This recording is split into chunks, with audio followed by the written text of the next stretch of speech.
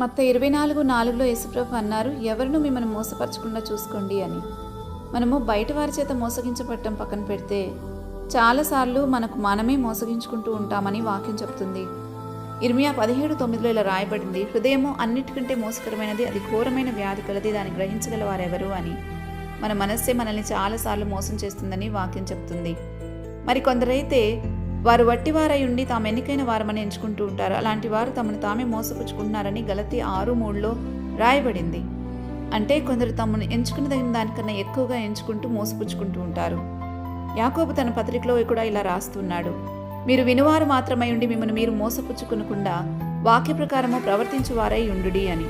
అంటే కేవలం వాక్యము విని దానిని బట్టి ప్రవర్తింపక ఉంటే వారిని వారే మోసం చేసుకుంటున్నారని అర్థం. ఓబద్య 1:3లో ఒకని హృదయపు గర్వము వారిని మోసం చేస్తుంది అని రాయబడింది. ఎవరైతే ఏ ఆత్మ దేవుని సంబంధమైనదో కాదో పరీక్షించరో వారు కూడా తమను తామే మోసపుచ్చుకుంటున్నారని యోహాను తన పత్రికలో రాస్తున్నాడు. ఇంకా యాకోబు చెప్తున్నాడు, ఎవడైనాను నోటికి కళ్ళెము పెట్టుకొనక తన హృదయంను మోసం పరుచుకుంచు భక్తిగల వాడిని అనుకుని నెడలా వాని భక్తి వ్యర్థమే అని.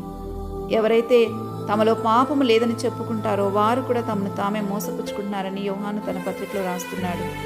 మారుమనసు పొందుకుని దేవుని వైపు తిరిగితే పాపం వలన కలిగే భ్రమలో నుండి ఇటువంటి మోసపూరితమైన పరిస్థితుల నుండి బయటపడి మన ప్రభువు మన కొరకు సిద్ధపరిచిన నిత్య జీవాన్ని పొందుకోగలుగుతాము.